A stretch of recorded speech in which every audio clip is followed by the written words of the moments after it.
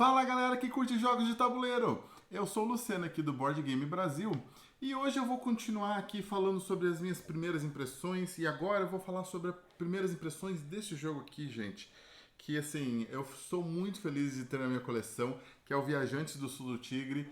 E por que eu estou feliz de ter ele na minha coleção? Porque eu adorei a trilogia do Reino Ocidental. Então, essa aqui é a nova trilogia do Sean Phillips, da Garfield Games, né, que é o autor da trilogia do Reino Ocidental e também do Mar do Norte. Então agora vai ser a trilogia do Sul do Tigre e esse aqui é o primeiro jogo da série.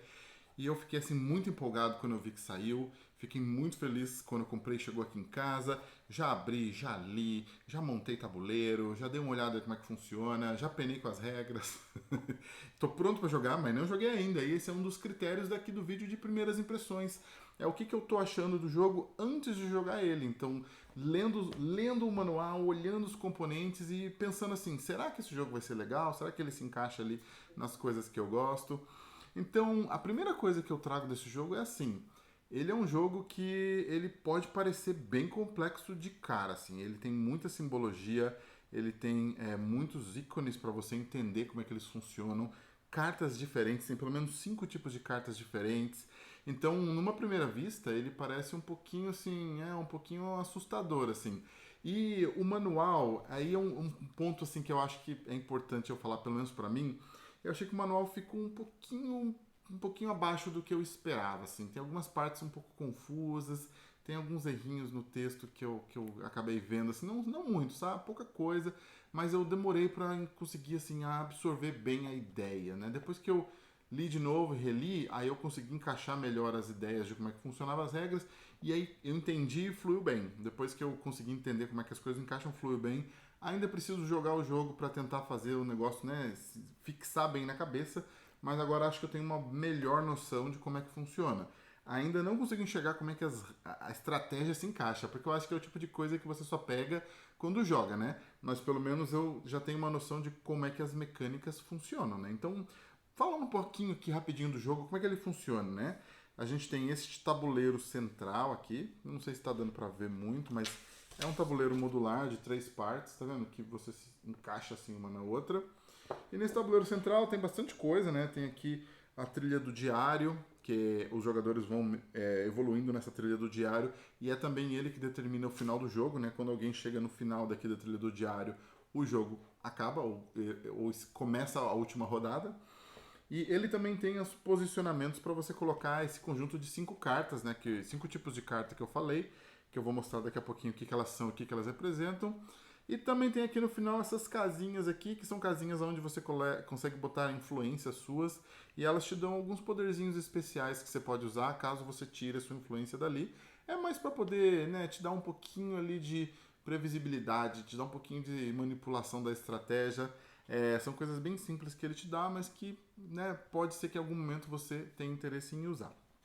É, Além disso, né, todos nós temos aqui um tabuleiro individual e aí é aqui que tudo acontece, é aqui que a parte interessante acontece, porque os 5 tipos de carta eles vão harmoniosamente se posicionar aqui no seu tabuleiro individual. De que maneira? Bom, basicamente no jogo a ideia é que nós somos cartógrafos que estamos mapeando o céu e a terra lá do Egito Antigo, lá no Cairo, né?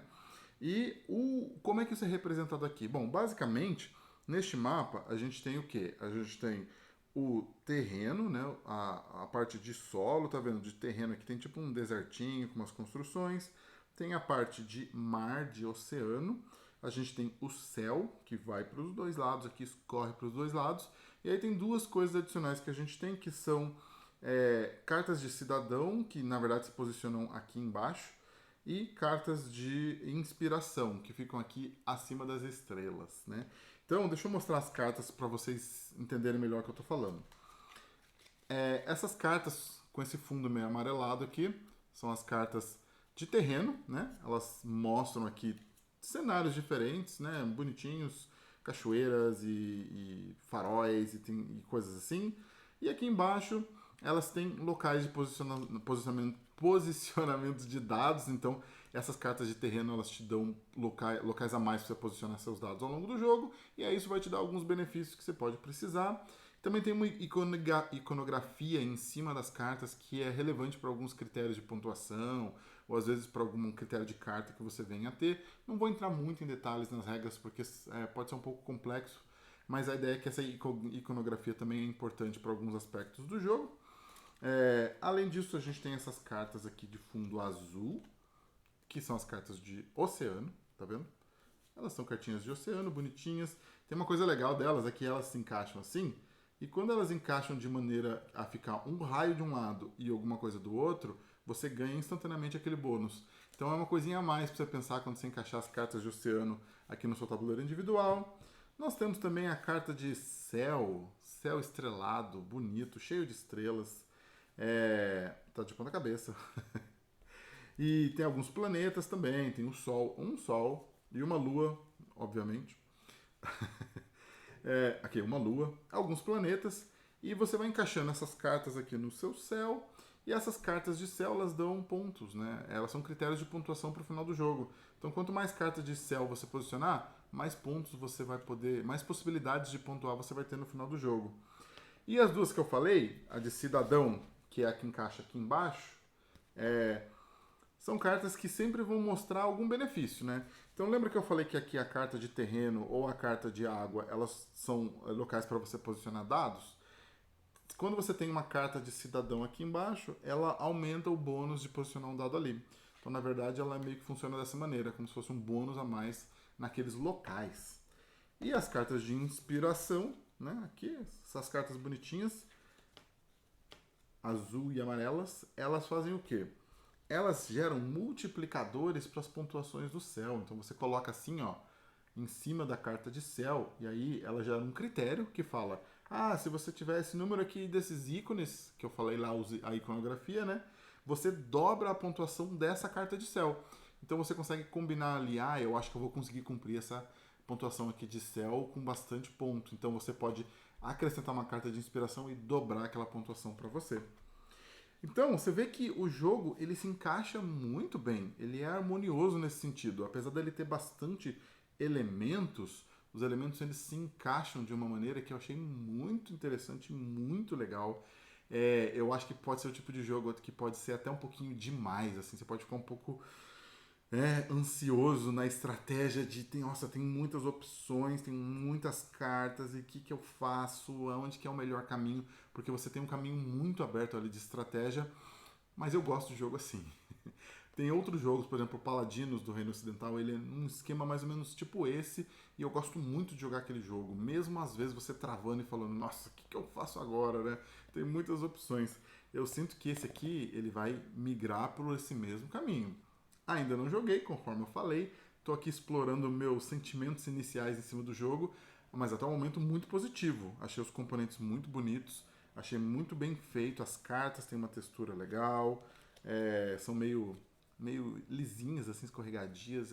Eu gosto desse tipo de carta porque é bom de manipular na mão. Tem os dadinhos também, ó.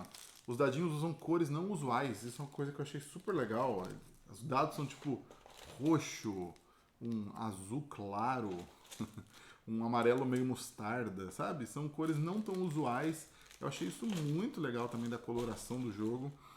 E no geral, gente, tirando essa parte do manual, que é bem pequenininha, que eu comentei no começo, não tive muitos contratempos, não. Fiquei feliz que eles aumentaram o tamanho da caixa do jogo também, porque no Paladinos e no Viscondes eu já estava meio que macetando tudo lá dentro, porque eles tinham uma caixinha pequena do padrão da trilogia e tava ficando um pouquinho desconfortável aquelas caixas menores. Agora eles fizeram a caixa grande, resolveu, cabe tudo aqui, ó, muito bem. Aliás, né, o jogo vem com um insert, ó, muito legal. Cabe tudo aqui, tem espaço para tudo, muito bem encaixadinho. Então assim, gente, primeiras impressões lá no alto. Agora tem que jogar e ver se é bom mesmo, né?